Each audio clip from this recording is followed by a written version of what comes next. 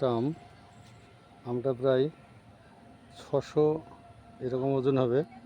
এটা Valencia Sprite বলে এনেছিলাম, কিন্তু মনে হয় আমটা সঠিক জাত না।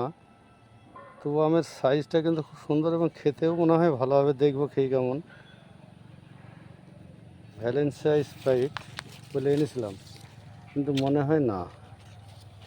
এই যে লেখা আছে এখানে ভ্যালেন্সিয়া স্প্রাইট লেখা আছে, স্টিকার মারা আছে, কিন্তু মনে হয় এটা ভ্যালেন্সিয়া স্প্রাইট না, প্যাকেটের গাছ।